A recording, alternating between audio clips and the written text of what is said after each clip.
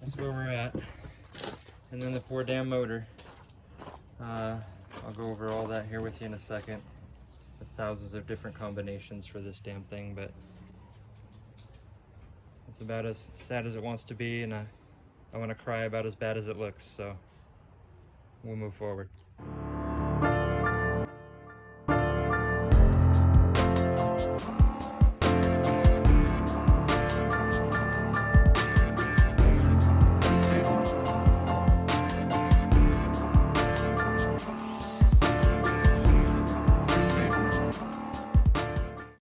Any of you out there know what a Hemi is?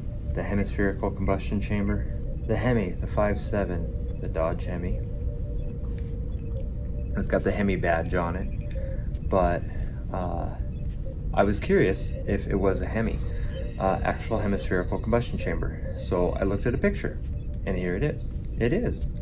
Apparently, Mitsubishi made Hemi motors also. On the 4G63, the 4G64, 4G5 something. There's a dozen designations of these motors that are used in the Mitsubishi line from America, Canada, Australia. There's so many of these engines, and the heads fit on everything. What I found in my engine is a hemispherical chamber. Mine's belt drive is a G63B designation because it has the air jets in it, which are also in this motor, which is not a Hemi. I'm coming across a few problems here trying to figure this out because the head's cracked on it, and I wanted to replace it with a hemispherical chamber head. So that was the first challenge, which I can find in this head here, but this is a chain drive. This is for the 2.4. And I don't think that I'm going to be able to find a domed piston for that either, because I can't even find the head first off. And performance parts, they're available, but I think it's going to be upwards of $1,500 for a set of pistons for something like this that are higher compression. So I'm going back to having to deck the block and the head once I find a head to bring the compression rate up. The other challenge is that now I have to put either a stock 4G63 head on it.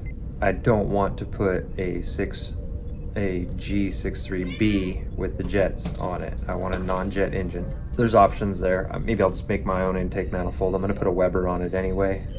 So I'm looking at this head. This one here has a hemispherical chamber on it. It is a belt drive, and it has no markings on it whatsoever. This is the one off my engine, but I can't find a hemispherical head that is belt driven. I can't find another one, but I can find this head, but there are absolutely no pictures of the underside of it that I can find. So I can't confirm that this is the one that I want. Apparently, most of the hemispherical head 2-liter 2.4s that they used were in forklifts. And that's fine. I'm not opposed to using a forklift head on this for this project, but I just can't seem to identify one 100% so that I can order it and move forward with whatever I'm going to need to do. So I was going to upgrade. I don't want to go to electronic. I don't want to go to fuel injection for whatever reason. I want a carburetor. I was going to possibly put a dual overhead cam setup, but what I'm finding is that every single dual overhead cam setup is a fuel injection setup. The next option was to do a 16 valve engine, because on the 16 valve engines they got wedge shaped combustion chambers, and I can find domed pistons that have wedges in them with relief cuts for the valves. I'm still not finding a 16 valve single overhead cam head that's belt driven. So of all of these heads and all of these websites and forums and the mighty Ram 50 pages that I'm going through for days now, I just cannot identify anything other than stock that I can throw on this thing with the kidney bean shaped combustion chamber. So just kind of at a loss here, because that's what I want to do. That's what I want to build. I want one with a hemispherical chamber. So I guess I'm just going to have to go with a 4G63 head, non-jet, and mill it down. I'll probably have to have the head seats recessed so that the valves don't interfere with the piston. Not going to get a huge gain in compression. There's ways to increase that by boring it out, which I'm going to bore 40 over. You can apparently put 4G64 rods and pistons in this block and make it kind of a stroker and update it to a 2.3. There's a 2.3 kit. I haven't read everything on that yet, but it's expensive just for the crankshaft, the rods, and the pistons for that. So I'd have better luck just dropping in a complete other motor assembly. And I haven't torn the block down yet, so I really got to pull the crankshaft and look at it and see what's going on there, which I should probably do before I keep looking for a head, because I've been wasting my time and everybody's time with this. It just doesn't seem like I'm getting anywhere yet. So I abandoned that for the moment and moved on to the suspension. Got the airbag purchase set on the rear axle. Everything looks good there. And then I went to go do the front. As I jacked the vehicle up, it went to a point where the frame would be 2 inches off the ground, and I got stuck there. It's the ball joints. They have no more articulation in them, and they're binding.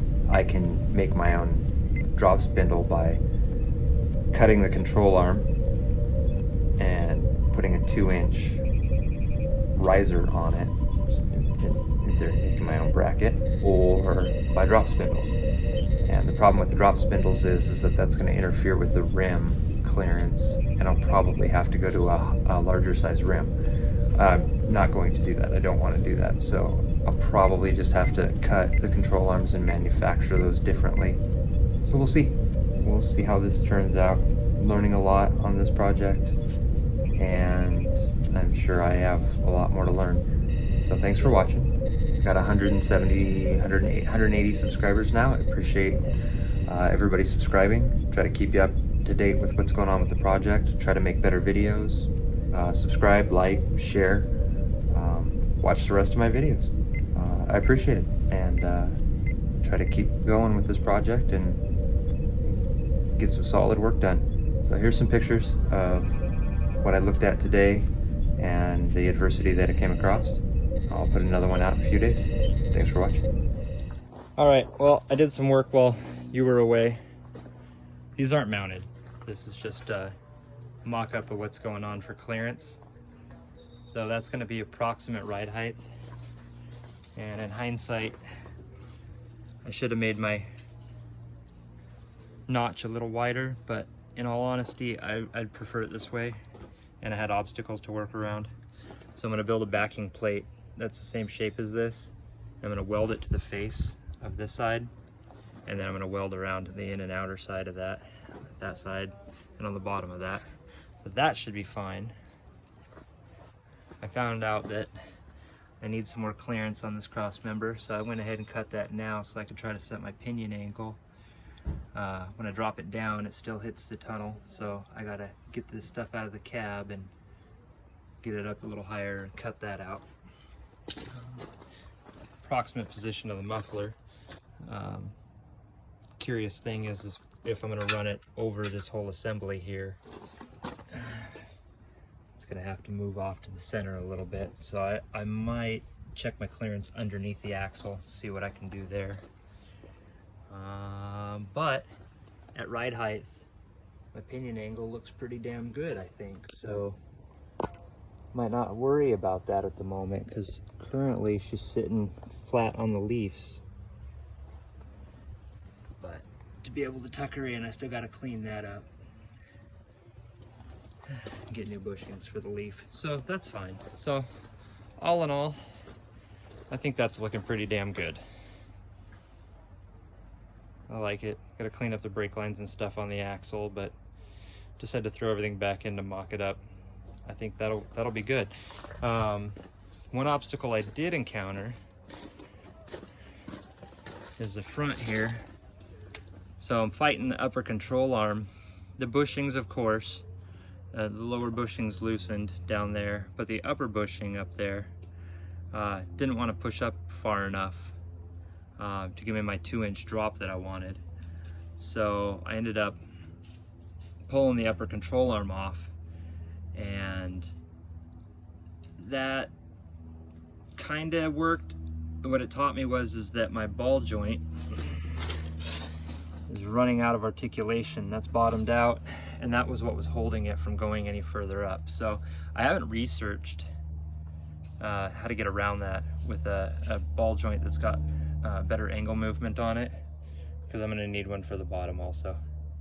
And the bags that I got for the rear, I got 4. I really thought they'd fit in that front pocket. And my other option here, I've got much there to the spring perch.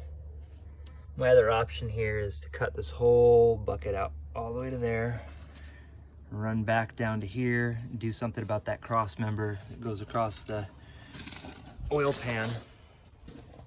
And then on the back side here, well, let's look at this one better. Then on the back side here is build a frame brace here so that I don't fuck up the upper control arm. So that's where we're at. And then the poor damn motor. I'll go over all that here with you in a second. The thousands of different combinations for this damn thing, but it's about as sad as it wants to be, and I want to cry about as bad as it looks, so we'll move forward.